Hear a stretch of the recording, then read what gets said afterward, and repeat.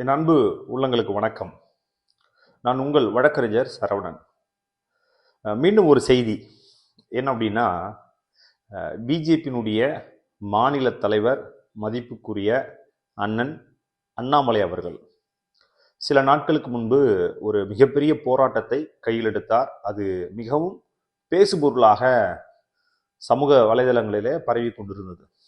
அண்ணா பல்கலைக்கழகத்தில் நடந்த ஒரு மிகப்பெரிய ஒரு சம்பவம், ஒரு பெண்ணுக்கு நடந்த மிகப்பெரிய ஒரு கொடூரம், மிகப்பெரிய பாலியல் வன்கொடுமை காரணமாக அண்ணாமலை அவர்கள் தன்னைத்தானே சவுக்கடி அடித்துக்கொண்ட ஒரு மிகப்பெரிய காட்சி. தமிழ்நாட்டில் பெண்களுக்கு பாதுகாப்பு இல்லை என்ற ஒரு கோணத்தில் அவர் இந்த போராட்டத்தை முன்னெடுத்திருக்கிறார். அது மட்டுமல்லாமல் இந்த திமுக ஆட்சியை நான் வீழ்த்தும் வரை செருப்பு அணிய மாட்டேன் என்றும் அவர் உறுதிமொழி எடுத்திருக்கிறார். எனக்கு மிகப்பெரிய ஒரு கேள்வி இருக்கிறது. ஒரு அறிவு சார்ந்தவர், காவல்துறையில் பணிபுரிந்த ஒரு நபர், ஐபிஎஸ் அதிகாரியாக இருந்தவர், இவர் இப்படி ஒரு போராட்டத்தை முன்னெடுத்தது மிகவும் முட்டாள்தனமாக, கேளிக்கையாக கூட இருக்கிறது என்று மக்கள் சொல்லுகிறார்கள்.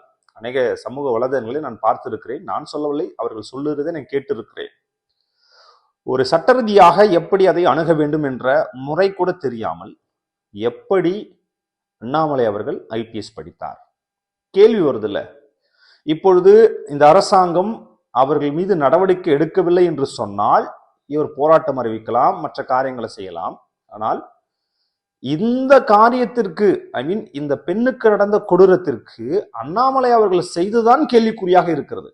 ஏனென்றால் உங்களுடைய பாரதிய ஜனதா கட்சியில், பிஜேபி கட்சியில் இருக்கக்கூடிய எத்தனையோ நபர்கள் பெண்களை பாலியல் வன்கொடுமை செய்து சிறையில் அடைக்கப்பட்டிருக்கிறார்கள்.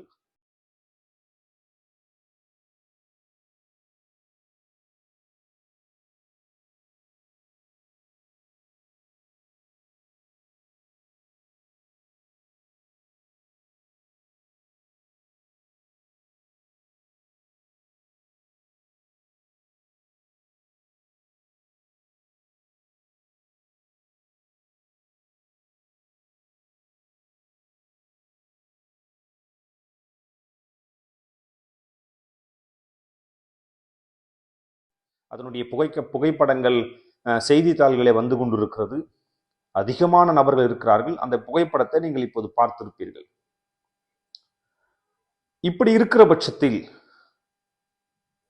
திடீரென்று அண்ணாமலை இந்த பெண்ணுக்காக ஏன் இப்படி செய்தார்? அப்போ இது அந்த பெண்ணுக்காக நீதி கிடைக்கும் என்பதற்காக அல்ல, ஏதோ ஒரு காரியத்தை மறைப்பதற்காக இந்த விஷயம் நடந்து கொண்டிருக்கிறது. மதிப்புக்குரிய அண்ணன் எஸ் வி சேகர் அவர்கள் தெளிவான பதிவு செய்திருக்கிறார்கள்.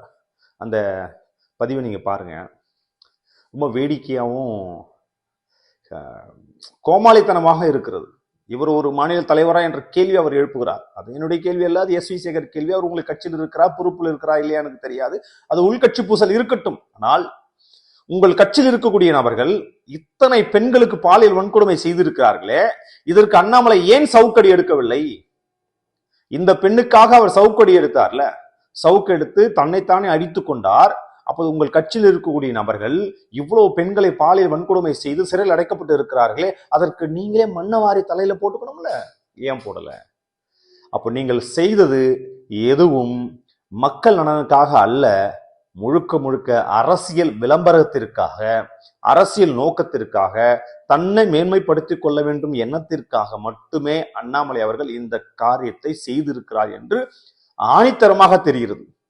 அண்ணாமலை அவர்கள் என்னதான் இங்க வித்த காட்டினாலும் சரி, நீங்கள் சவுக்கெடுத்து அடித்து கொண்டாலும் சரி, இல்ல கயிறு கட்டி மேலே நடந்தாலும் சரி, இல்ல நடனம் ஆடினாலும் சரி, தமிழ்நாட்டில் தாமரை மலராது.